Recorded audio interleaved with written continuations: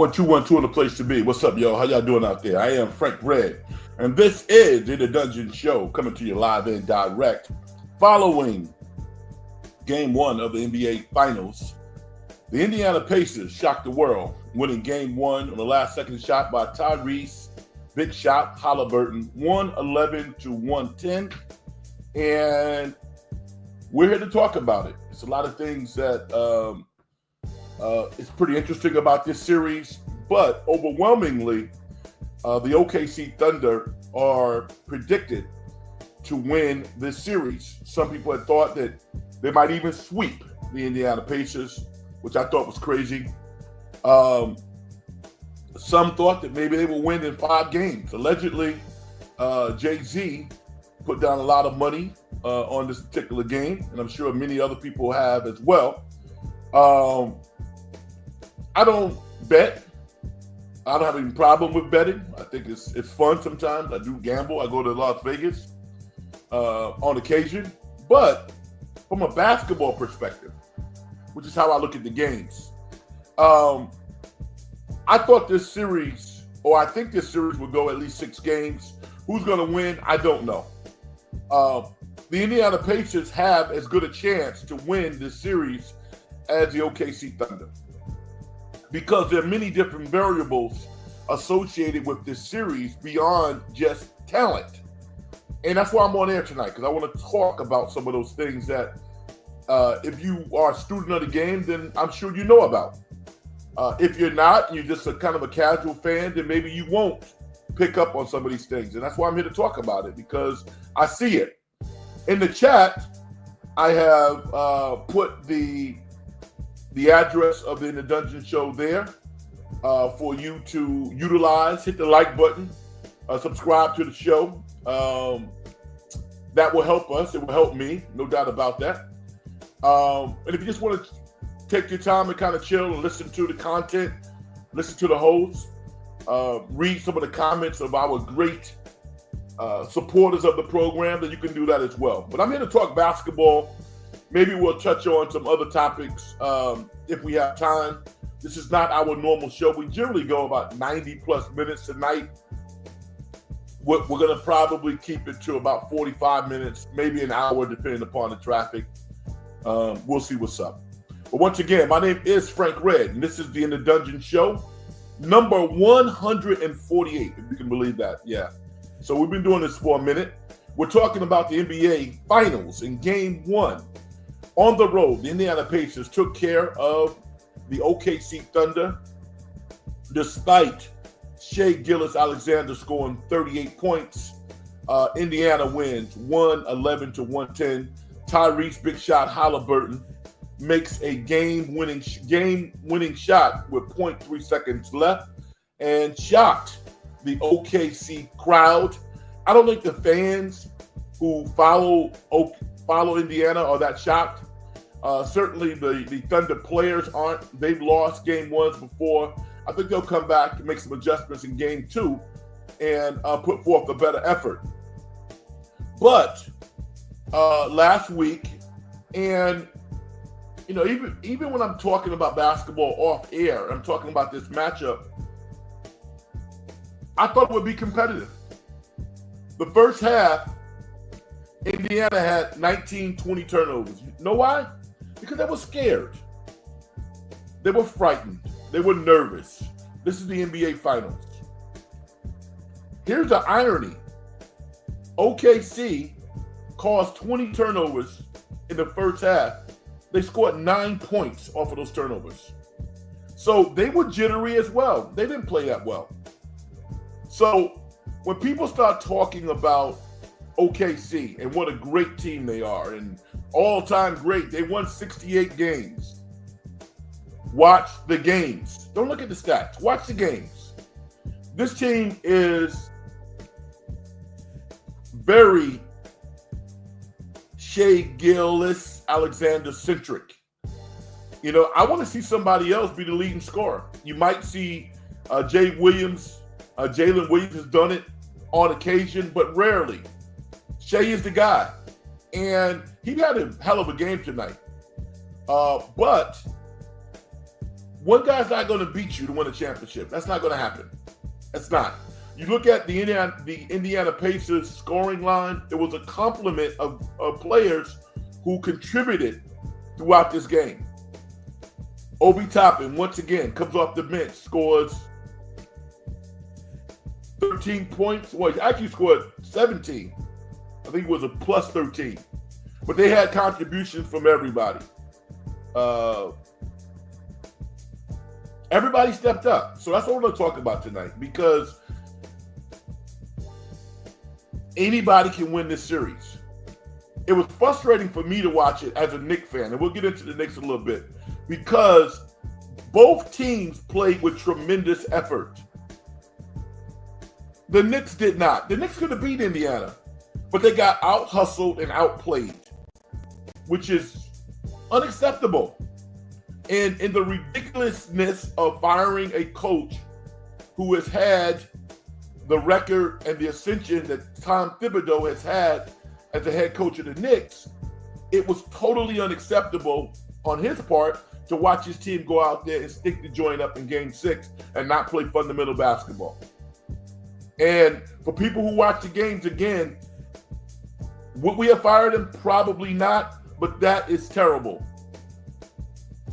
Mark Dagnall's team, OKC Thunder, they played hard throughout the game. Rick Carlisle, the NBA champion as a player and as a coach, his team was prepared to put forth the effort and hang around and ultimately win this game. While not popular, this is a beautiful series. And I thought it would be because it's evenly matched. All right. Let's get some folks in there. Tuna Bomb, what's up, man? I don't know. Oh, a young lady, I'm not quite sure. We haven't talked before. Them Pacers are strong. They ain't scared, I'll tell you that. Hi, Frank. What's up, SGA? Out-rebounded OKC badly and spotted them 20 turnovers. It was a bad loss for OKC. Thoughts on the Golden State Valkyries suffering a 86-77 loss at the hands of the Phoenix Mercury. I'll talk about that a little later. I'm going to say this. I love the Valkyries. I love watching them. They play hard. They're well coached.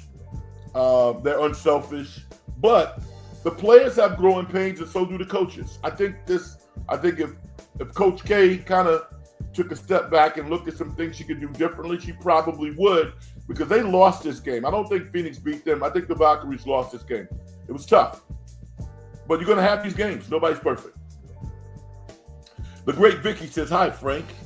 Now, that was a game. It was awesome, wasn't it? It's Gilgis. All right, thank you, man. Thank you.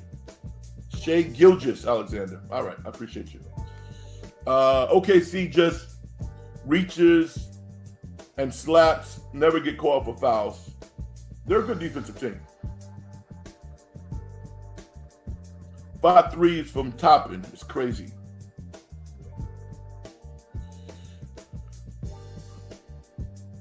Knox were gas. Pacers bench is deep.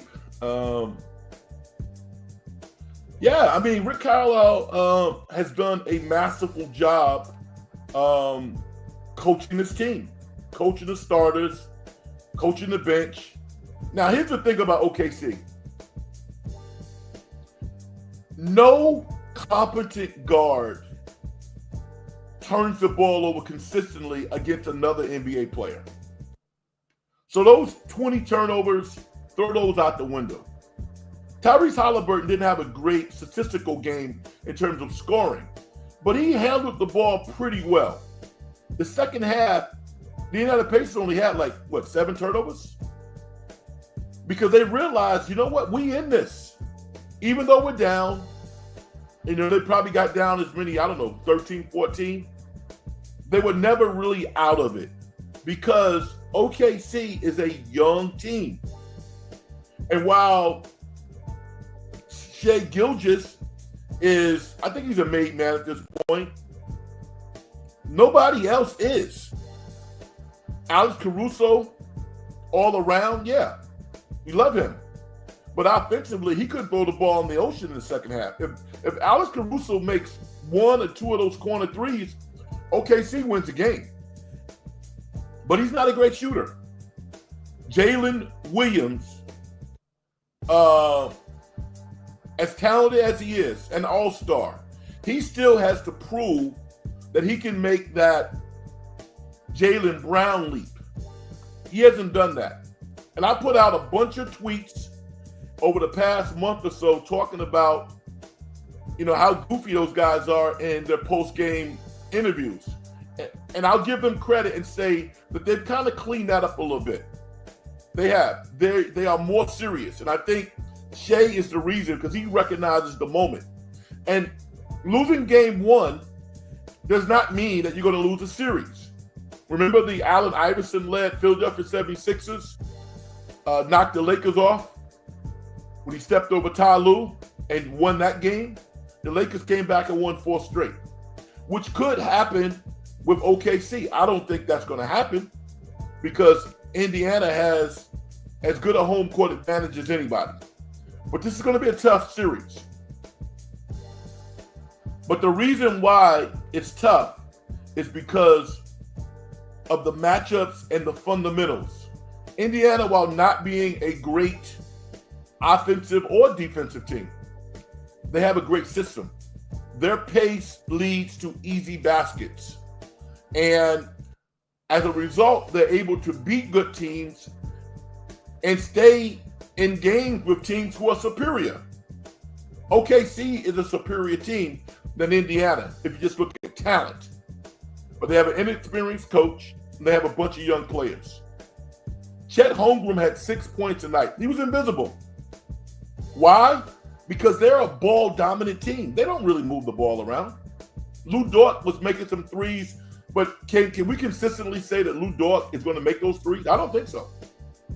So they're going to have to come out, and I think, like my man Tuna said, less reaching, play more fundamentally sound basketball. No way that Indiana should be out rebounded OKC.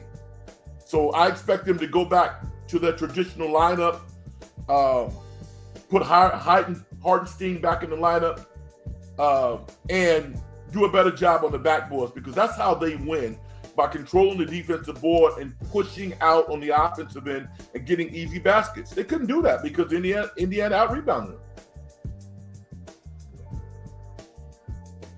Tuna Bomb says, most turnovers were on risky passes in the paint. They realized OKC would jump in the lanes, cleaned it up. Yeah, they did. Yeah. Pacers board way better. Steve-O, what's up, Steve-O? What moves would you make with the Giants? Okay. I got to think about that, man. I have to think about that. I'm going to say this. The Giants are having, for a lot of their fans, a surprising good year. The pitching traditionally has been outstanding. It's even better this year. Baseball is not one of those sports where you can just kind of go out and get somebody. The guys that they have to play better. I was surprised by the low hitting numbers throughout that lineup. I'm going to try to give you an answer. Play more station to station baseball. This is not the most talented offensive team in the world. I expect Yastrzemski to turn it around and do what he does. He generally finishes strong, but he's not hitting right now. Fitzgerald's not hitting right now. So I think it's some more stuff. And just to be honest with you, I don't follow the Giants that closely. If I did, I would be on this topic right away. But I do watch them. Love their pitchers. They go out and put forth a solid effort every game, but they can't hit. And yet they're still in contention. They're still having a good year. Why don't you offer something to me and to us? What would you do? Steve-O says OKC had easy shots and layups all night and couldn't get more than 12-point lead. Why do you think so, Steve-O? Because they're young, man. They're a young team. And because they're young, they're susceptible to making the same mistakes that any young team would make. And their coach is going to have to find a way to get this team together, or he's going to take a lot of heat. I think they have an opportunity to be a great team next year. But they could still win a championship this year. But when I look at how they are comprised, they're not a great offensive team. They're not. In spite of the 68 wins that they have, did you know the Warriors played Oklahoma, OKC 3 times this year? The Warriors won 2 of those games. Now, I don't know about the puzzle pieces, who was playing, so on and so forth. I don't know. But the Warriors beat them 2 times. And if I went back and I watched the tape, I would say probably because the Warriors are one of the few teams in the NBA that run a cohesive half-court offense. That's what you have to do. Indiana tonight, I thought, was kind of miraculous. Nimrod, I'm butchering the guy's name, but you know what I'm talking about. He made a big shot. A lot of the guys made big shots tonight, and give them credit because it's not like it's foreign. They make big shots. But Pascal Siakam didn't have a great game. They can play better. But Halliburton has the ability to make shots when it counts. It's not luck. It's not a trend. He has the goods. You know, Rick Carlisle didn't think about calling timeout. The ball was in Halliburton's hand, and while he kind of has kind of a goofy long-range looping shot, his mid-range package is starting to develop. He had a nice mid-range shot, totally under control, and won the game. He's done that before. So,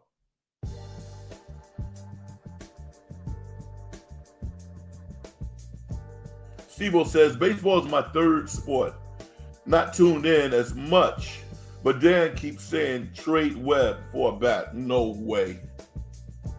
I love Dan, and nobody covers the Giants as well as Dan, Coach Amelia, but I'm not trading my best pitcher for,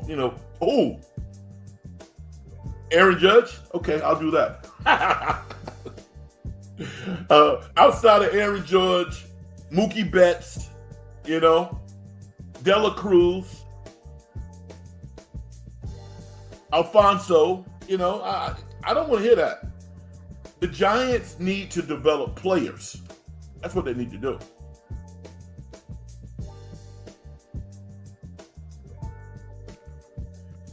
Is Jacob Wilson running Sacktown? Kid is a baller. Help me out. Jacob Wilson. Who's that? The Warriors are winning the championship next year.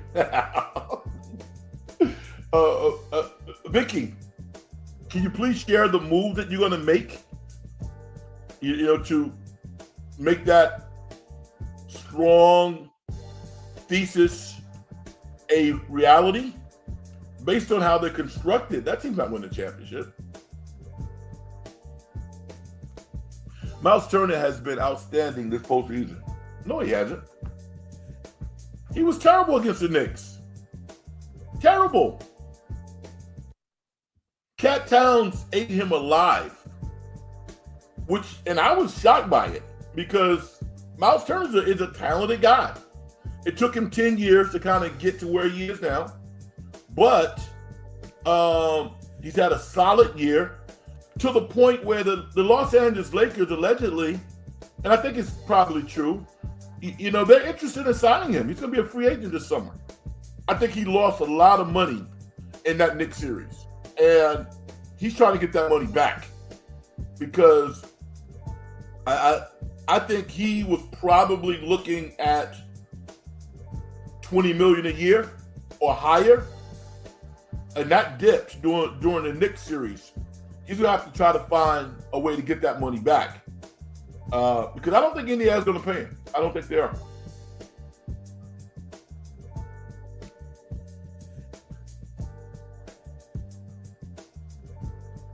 I would love to come on the show. You know what?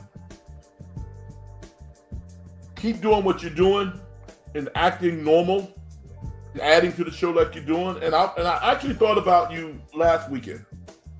Randomly, I thought about how you're doing. And not that this is the greatest show on earth or anything, but you know what, man? I mean, the only thing I'll tell you, SGA, no glasses on my show unless they're prescription. No sunglasses, none of that crap. Just come in with some good takes, man, and maybe we can make that happen.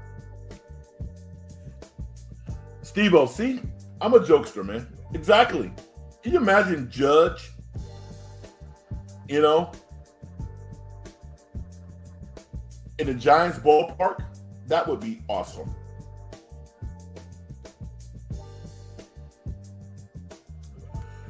Tuna Bomb, Jacob Wilson, A's new superstar. Okay.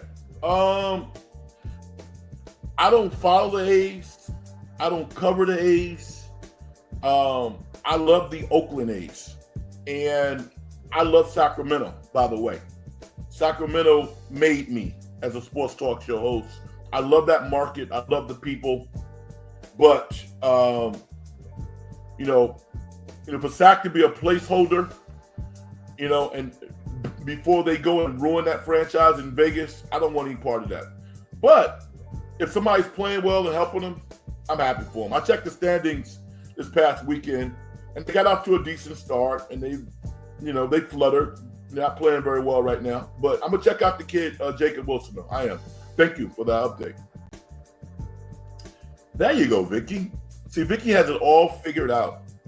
Giannis is going to come to the Warriors. They're going to win a championship. Who would doubt that? I wouldn't. SGA says Giannis as well. Yeah.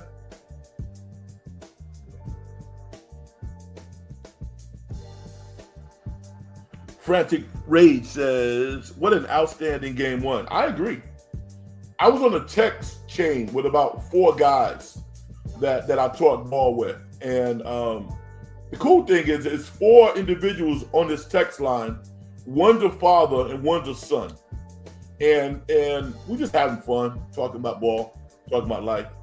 And while the general public might not give a flip about this series, I'm impressed. Game 1 was exhilarating. It was exciting. It kept my interest throughout the entire game.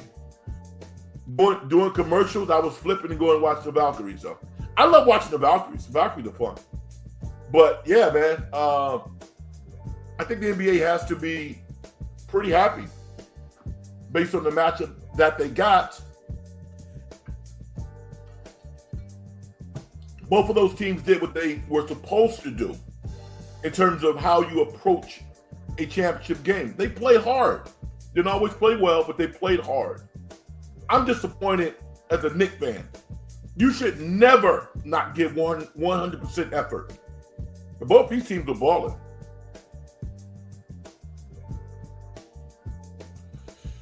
Frantic Rage says, by the way, how's it going?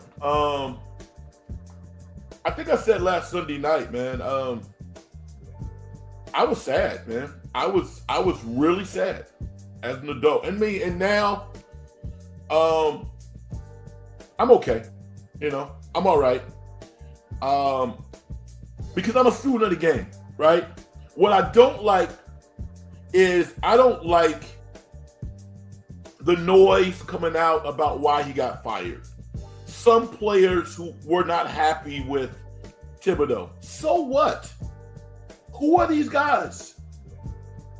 The horrible defenders on the team? It's ridiculous. What? He didn't play you?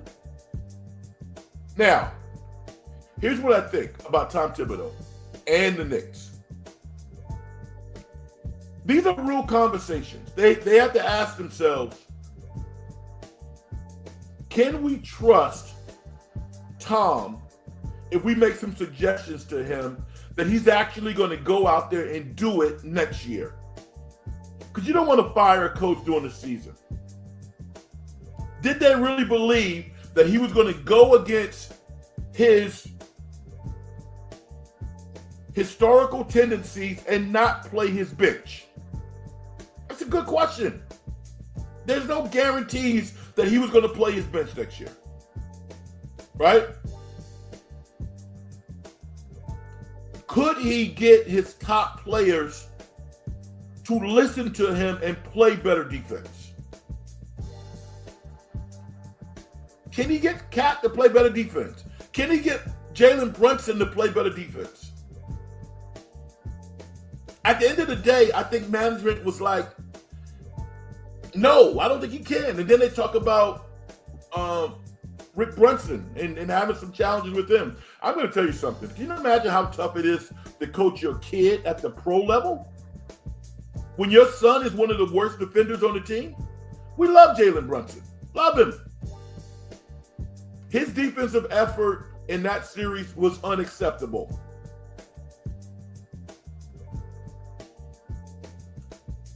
Lastly, it could have just been a whim on the owner saying, you know what, I'm done. And I'm going to tell you something. As a coach, I've been a head coach 4 times. And my best coaching experience was the one that I got screwed the most. And I mentioned it before. I took a team that had never gone to the playoffs, to the NCS playoffs. 10 years in existence. I coached teams for 3 years. We were in the playoffs. My top 2 players were sophomores. My next best players were juniors. I had 4 out of 5 stars coming back. A new athletic director comes in who was a rival of mine at a different school, saw that I had built the program, fired me. He goes, well, you could be, the guy told me, he goes, well, you could be my assistant. I was like, listen, one thing is for sure, I will never be your assistant, and you will never be my assistant. Those are 2 things, not one. And as a coach, you always have to stay present and understand that it is about the players. It's not about you. So it was not about me. It was about the players and the moments that I built with the players. At the professional level, Tom Thibodeau, coaches used to get fired and get screwed and give everything they had and walk away with no money. At the end of the Knicks' commitment to Tom Thibodeau, probably 8 years, he signed a 3-year extension this summer. We're talking about probably $50+ million for a guy who's a coach at Harvard. It sucks. It hurts. But when you start paying coaches Bugs Bunny money like they're doing now, you can do crazy stuff. And that's what happens in the NBA. All the coaches know it. When they sign up for it, they know it's not fair. No, it's not fair. It's reality. You know, you got to keep your mouth shut. Otherwise, they'll keep your money in litigation. You can't say nothing. Just go, your beautiful house, condo, whatever you do. I don't know. Lick your wounds. If you still want to coach, you still want to do this, he'll get another job. He's a hell of a coach. But some of the things that they looked at, I understand the conversation. I would not have fired him. I would have trusted him and said, Tom, this is what I need from you. But I don't think that they felt they could motivate Cat. And I don't have a lot of confidence that they could either, based on his track record. You know, offensively, they're too dominant. They went out and spent a whole bunch of money and resources to get OG. OG played his ass off. But Mikal Bridges, we're all scratching our heads saying, how good can this guy be? I think he would probably be better on the Warriors because they wouldn't ask him to do as much. He's not a great offensive player because he's not a great ball handler. If you're going to be a great scorer at the forward level in the NBA, you need to be a superior ball handler. And he's not. He's a hell of a player. All-star level, not quite an all-star, but real good. Steve Kerr would design an offense with Mikal Bridges, and he would look like an all-star. But with the Knicks and a ball-dominant offense, he's going to get stuck in the corners. And that's what happened. So, I love breaking this stuff down, man. Kind of fun. Frantic Rage. What an ending to game one. I love it, man. I mean, you know, Halliburton puts you on that roller coaster. You better strap it up because you don't know what's going to happen. Give the guy credit.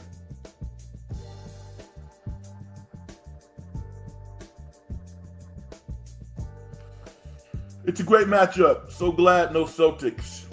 3-point war. Yeah, I don't particularly like that style. You know, I like basketball. Basketball's more than a 3-point shooting contest. With that said, I love teams that have brands, man. The Celtics have a brand. They kind of got an honorary coach who does things his way. He's a champion. I'm a big Jaylen Brown fan. I just love his disposition, his matter-of-fact approach to the game. Jason Tatum, it's unfortunate that he's hurt. I got some guys who are getting old real fast. Holiday, Sacramento's talking about getting into that business. 3 years at $100 million. I'd be careful. I think you can get professionalism and toughness at a much cheaper price from somebody else. If I was Sacramento, I would be targeting Lonzo Ball. That's who I want. I want Lonzo Ball. Lonzo Ball, if I'm the Warriors, if I'm the Golden State Warriors, and, you know, I got Kuminga out there. I was talking to it about, you know, with a friend of mine. If you could send Kuminga to Chicago and get the center and Lonzo Ball, you know, because Lonzo Ball, going on the premise that he's healthy, and we don't know. Injuries are something that you really can't forecast. But he's under contract for 2 more years. You know, he could be a nice compliment to Stephen Curry if they don't get back into the DeAnthony Milton business. So think about that. How do you feel about that?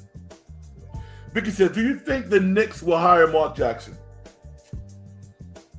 I think Mark has been cooked by the league. And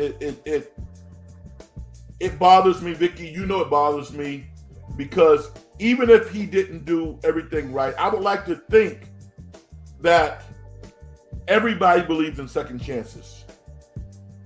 Mark Jackson is New York personified. I think that he could probably reach Jalen and Cat. Now, the way that they are constructed, they need to make some changes because offensively, unless they're going to run the Warriors offense, which they're not, they need more ball movement. They need more skilled players on offense.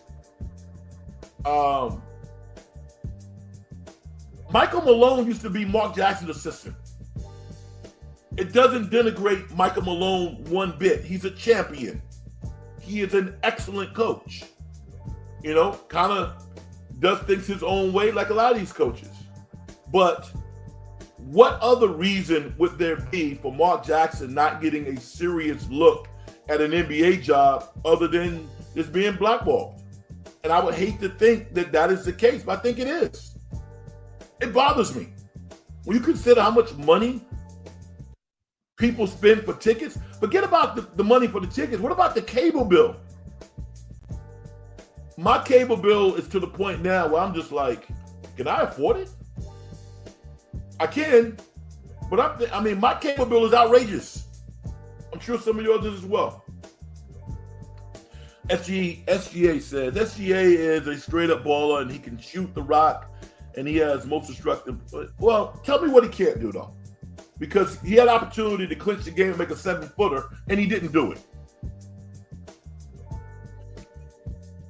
I'm watching Get Up this morning And they're giving me all these stats, and he's on a short list. And listen, man, every day that I live and I watch basketball, I appreciate Michael Jordan and others more and more.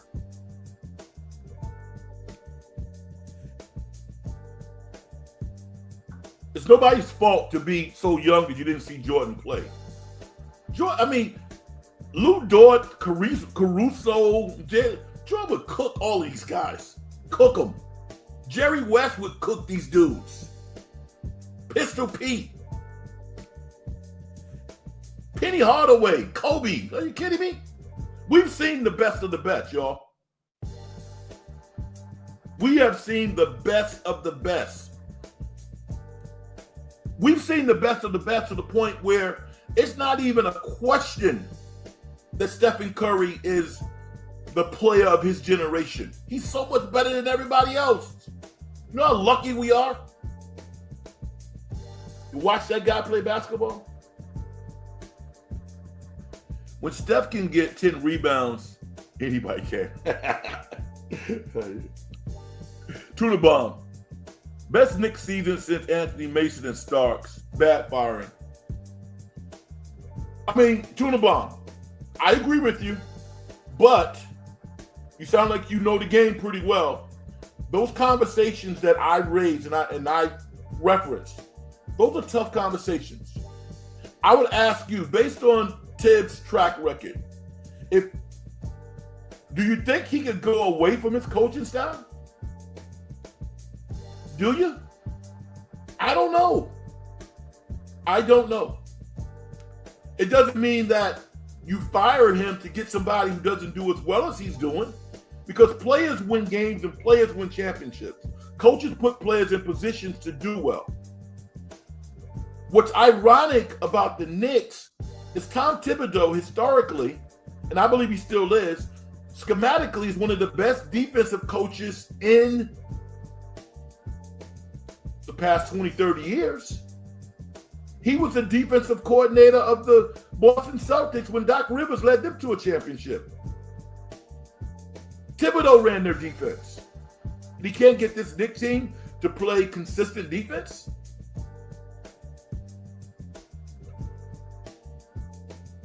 I'm empathetic, but it's hard for me to feel sorry for somebody who's sitting on $30 million. You know, NBA teams are like toys for rich people. They can do whatever they want to do. Just look up in Sacramento. Come on. Once again, now, Kerr's record has been historic, but Joe Lacob gets it, man. He gets it. He establishes high expectations and accountability, and he holds people to that. And certain things that you see with other teams, you don't see with the Warriors. You don't see the Warriors getting blowed out. You don't see the Warriors not getting back on defense. People get on pods, and I'll get on him on occasion, but he gets it. How many charges would pods have drawn against Indiana? A ton. He's always back on defense. Those are fundamental characteristics that win and lose games for you.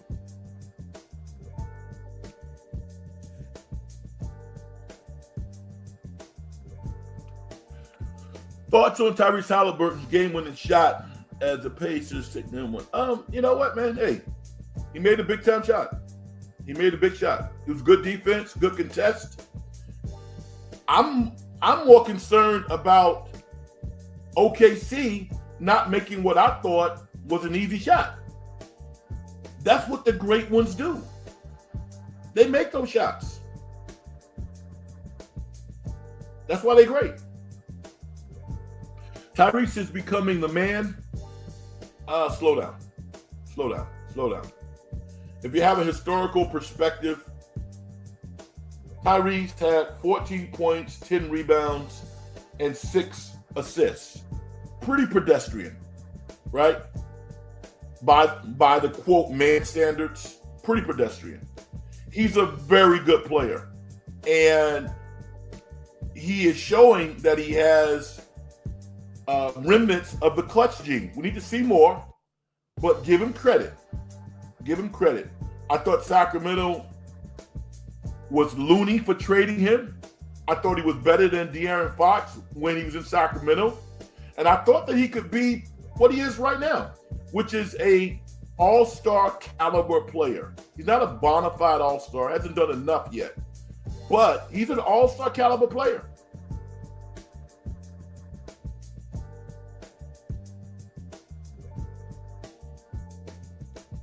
Thoughts on Tyrese? And that's Tyrese. Well, I just finished talking about it. SGA is a more polished player.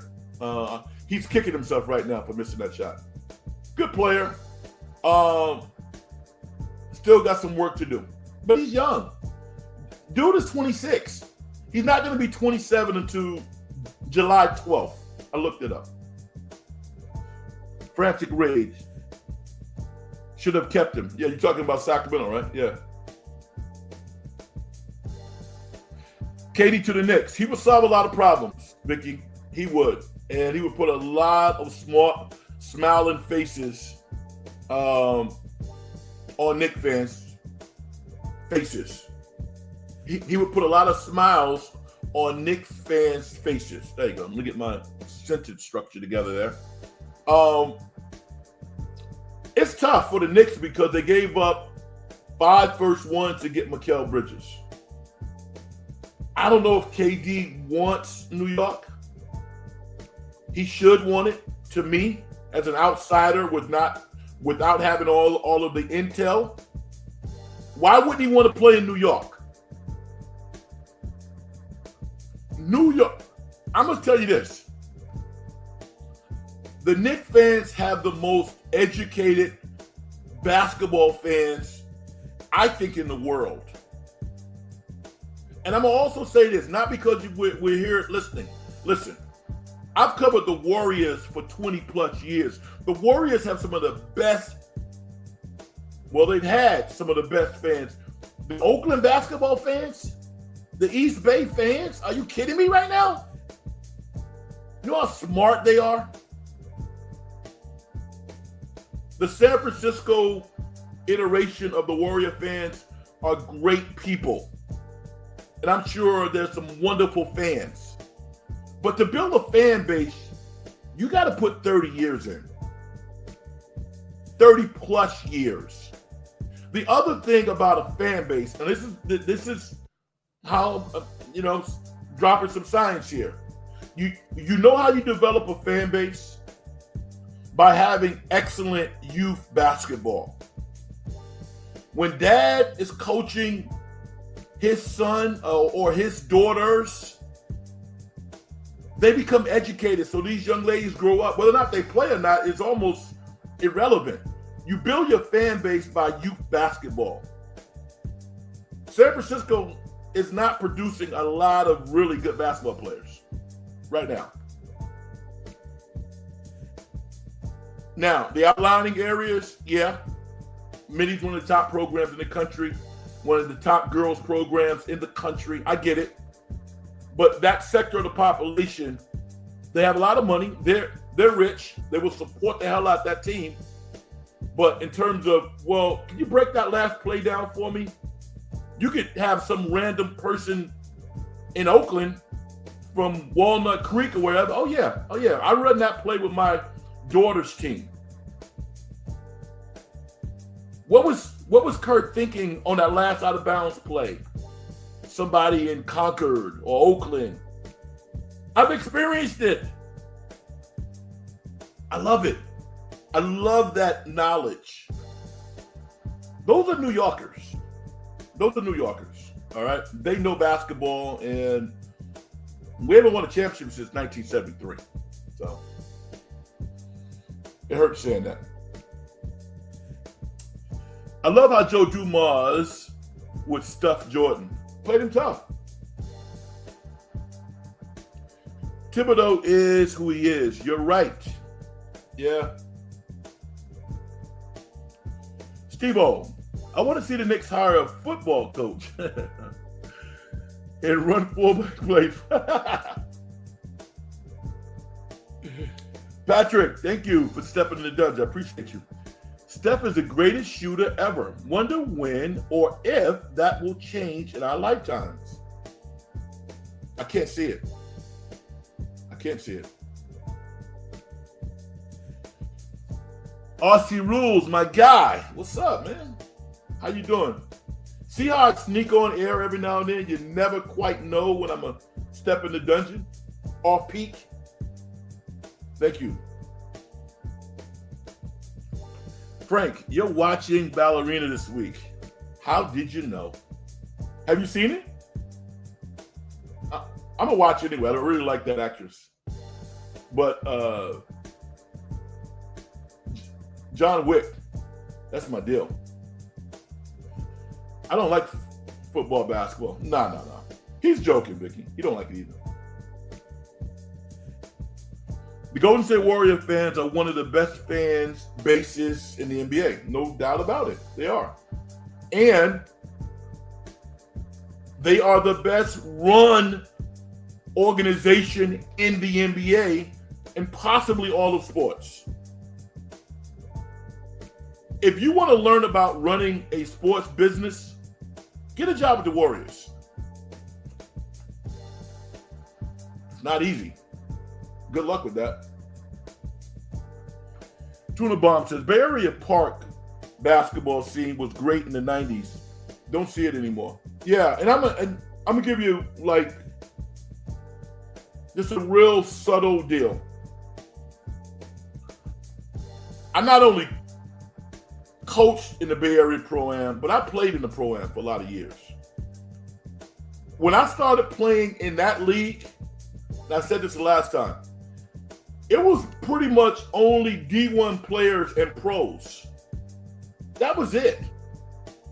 On one summer league team was Jason Kidd, Gary Payton, Antonio Davis, James Daly, played at St. Mary's. The guy who does color for the Sacramento Kings, I can't think of his name right now. He played pro. They had pros. On my team, Dale Demps played with the Warriors, general manager. This was a tough league. Now, you got like 10th graders out there cooking guys sometimes. Jay Kidd played. Steve Nash. Jeremy Lin. Talking ballers, man. Not the same.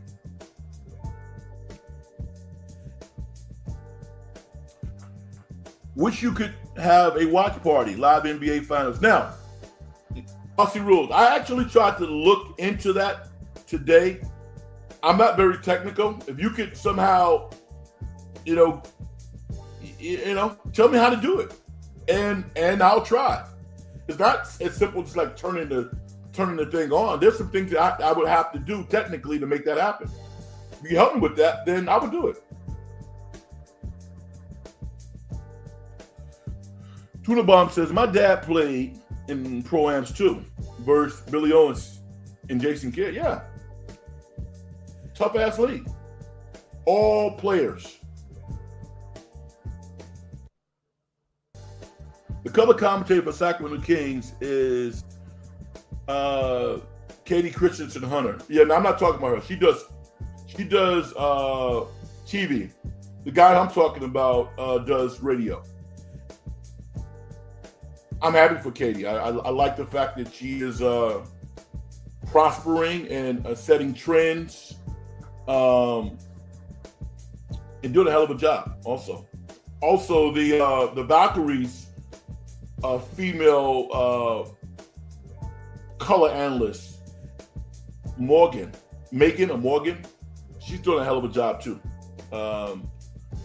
Happy that she's building her career. Wonderful to see. So.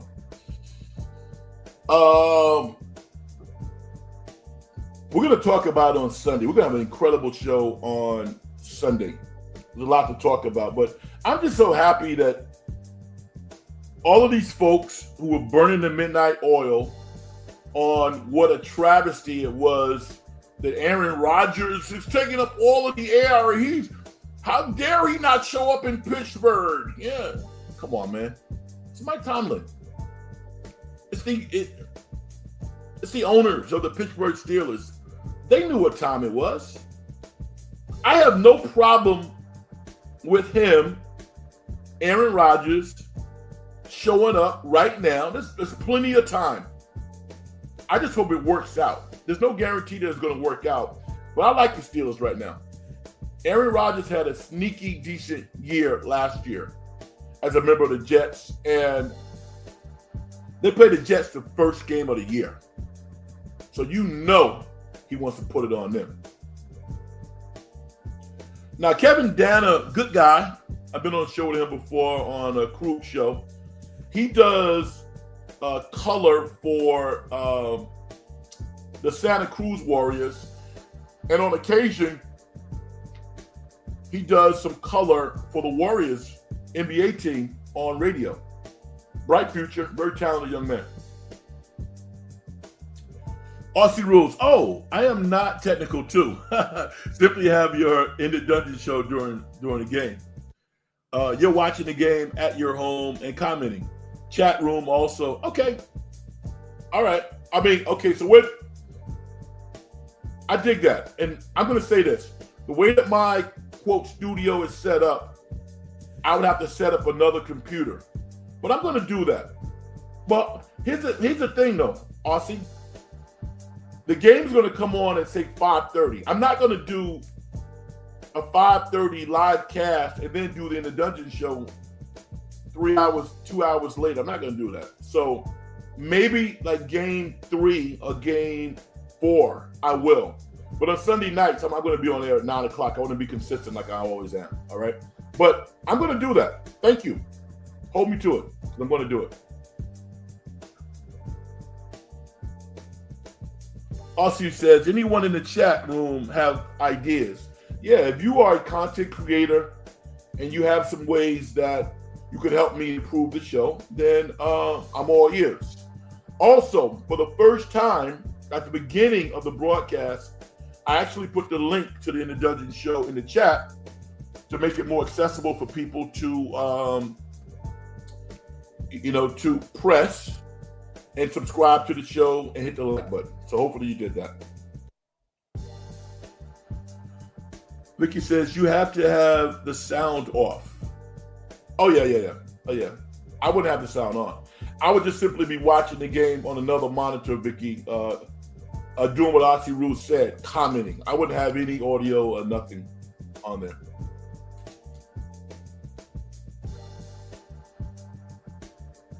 Yeah, but just to kind of reset things. Aussie says, yes, perhaps start In the Dungeon show at halftime and finish the show 30 minutes after the game ends. Good idea. Just to kind of reset things, the Indiana Pacers win game 1 on the road in OKC, 111-110 on a game-winning shot by Tyrese Halliburton with 0.3 left. It's not the end of the world for OKC. I think they are the better team, but the best team doesn't always win, all right? And I think sometimes the casual fan has a problem looking at the games in a one-to-one matchup as opposed to the entire series.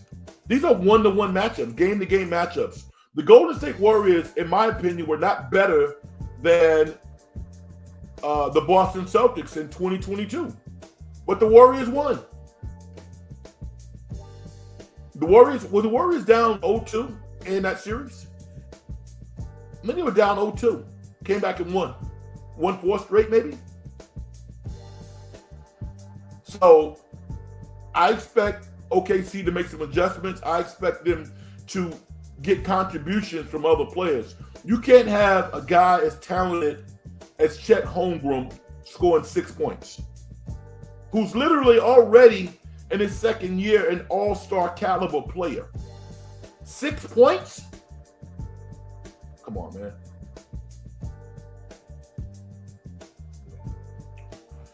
I saw you first on Larry's show, Enjoy your hoops perspective. Good stuff. Tuna bomb. Thank you, man.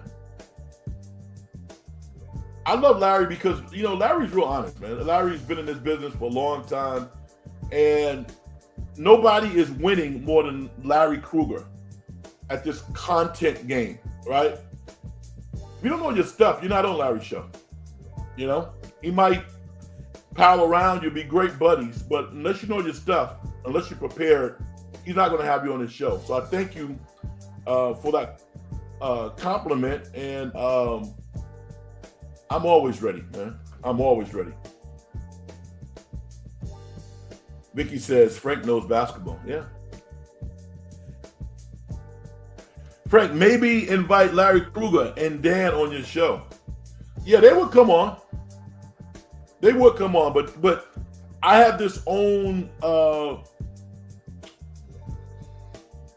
decree that I set for myself. I said that, if Larry said, yo, Frank, listen, I want to come on your show Sunday, he'd be on Sunday. If Dan said, Frank, I want to come on Sunday, they'd be on. Or any of my guys. But I don't want to have any guests that I'm out asking to come on the show until I have at least 1,000 subscribers. I think that's fair. You know how many shows I've done? This is 148. It's fun. Now, I'm only on one platform. I don't do any marketing. I get all of that. But people who listen to the show, if you like it, help a brother out. Word of mouth, man. Word of mouth. And once we get to 1,000, we're going to get rolling. Then I'll really start reaching out to people who I know, and some of them are famous. A lot of them are my friends. But I want to do it like that. I don't think there's anything wrong with that. SGA says, Frank, I'm thinking about having a sports panel. I think it's a good idea. Keep me updated. Please have a watch party during the WNBA game too. You know what? That's a good idea too. And I will do that. Hey, number one, I think it's a good idea, to build listenership. And I like the WNBA. I am, man. In spite of not winning a whole lot of games early, the Valkyries have won 2 games. They could not have done anything more perfectly than they have at the start of this season. They're competitive. They play a nice style. They really get it. They understand the fans and the market. It's been a home run. SGA, are you one of my guys? You were, and then you start acting crazy, right? And I had to be like, whoa, dude. So as long as you are respectable, as long as you are respectful to everybody on the show, and you're not, regurgitating information that we already have, then you can get back in. You get back in. No shades, no dark shades. This is just my thing. No, man. Nope.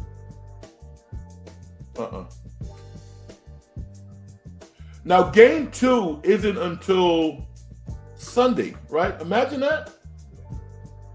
Why do you guys think it's like that? I think it's because the NBA wants to be respectful to the WNBA. And not only do they want to be respectful, they don't want to lose any listeners, any viewers. Because guess what I was doing during commercials? I was checking out the WNBA game. The Valkyries and the Mercury.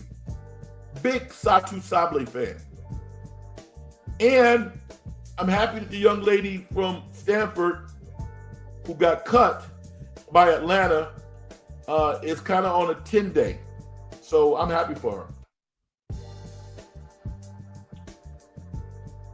Aussie rules. That's the game. You nailed it right there. Golden State Valkyries versus Indiana. I will do a live cast from the In the Dungeon studios. at Chase. That's going to be crazy. Hopefully, Caitlin will be back. I'm pretty sure she will be. So I'm going to do a live broadcast of that game, a game cast. All right. Hopefully, I cleared some things up with the 1 hour mark. Tyrese Halliburton makes a game-winning shot, leads the Indiana Pacers 111 to 110 over the OKC Thunder. Obi Toppin played a really, really good game. Had, 5 threes? 5 threes. Aaron Rodgers signs, or he is about to sign with the Pittsburgh Steelers. I'm interested to see how that whole thing plays out. I love what I'm reading and what I'm seeing about the San Francisco 49ers also. I think the 49ers have won the offseason, personally.